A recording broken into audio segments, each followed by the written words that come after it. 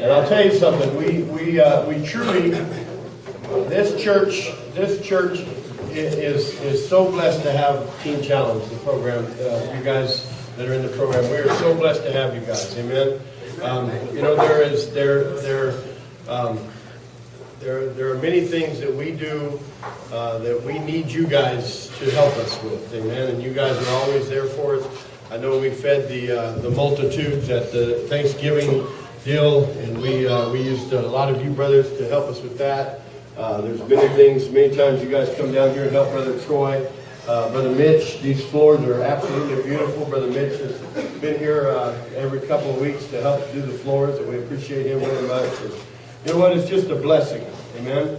And you know what, guys? Let me tell you something. I know that this time of year and Thanksgiving and Christmas, especially during the holidays, is a time of year that you miss home a lot. But and that's okay. It's good to miss home, isn't it? Amen. It's good to miss your folks and miss the kids or whatever the case may be. But I'll tell you something. I want to tell a couple of stories. I want to tell a serious one, and then I'm going to tell you guys the story of my first week in Teen Challenge. Amen. All right. And but here's the story that I have for you. When I was in the program, I came in the program in May, and so in May I was able to go from here to Riverside around August, the middle of August or sometime. So I was able to go home on my first pass for Christmas. Amen.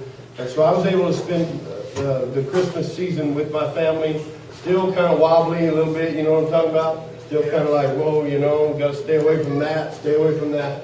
But the next year, when I finished the program and I was doing my internship here in Shafter, I was able to go home, and one of the best Christmases I ever remember was this. I went home and my mom said, son, well, let me back up. The Christmas before that, it was a drunken mess at my mom's. Everybody was drinking hot toddies and rum and Coke, and you'd go outside. If you wanted to smoke pot, you had to go out on this patio. If you wanted to do something else, you had to go in. You know what I'm talking about? You know?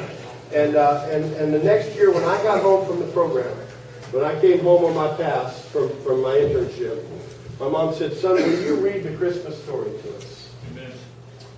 And I was honored to read the Christmas story. And you know what happened? Let me tell you what happened after that. That year I read the Christmas story, and there was alcohol, there was stuff there.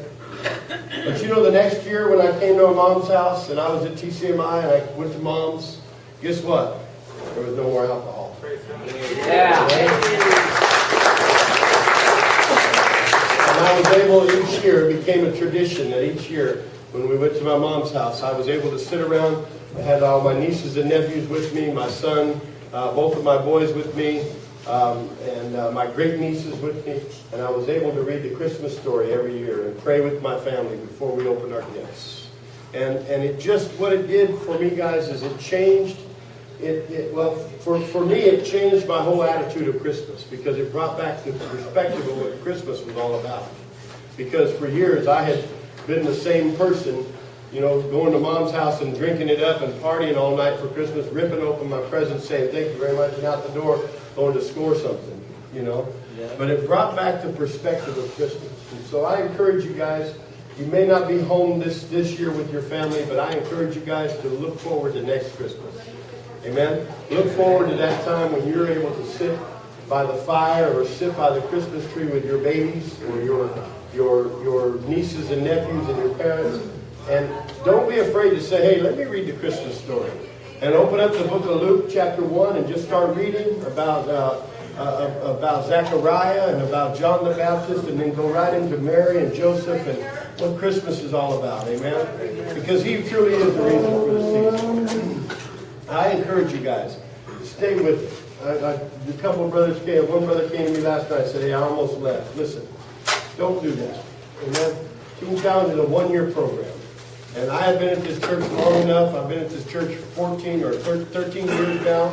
And I've been at this church long enough to know if you leave the program prematurely, you'll be back. If God allows you to come back. Amen? But I've known some people that we say, so-and-so didn't didn't make it. He went out there and he didn't come. He wasn't able to come back. Amen. I don't want to see any of you guys do that. Get it right the first time. Amen. Stick with the program. I've seen too many guys, I've seen too many brothers come back to the program. It ain't worth it. I'm looking at some of you today and you're going, yeah, he's right, because I've been here. I've done that. I went ahead and bought the t-shirt while I was here last time, and I still wear it today. Right? Amen? And so I encourage you, brothers, stay with the program. It's, you know what? It's a lifetime commitment. Amen? It's a lifetime commitment to Christ. And I've never lived a better life in my life than what I live today for Christ. Amen. My first weekend teen challenge. I got here on a Sunday, and on a Saturday night, actually, I rolled into Shasta, California, looking at all the hay fields and, you know, all the cotton and all that stuff was just kind of sprouting up in May. And so I rolled up to Shasta, man, and I'm like, okay, I'm here, you know, and I walked in the room. I walked in, I said, hey, I'm here.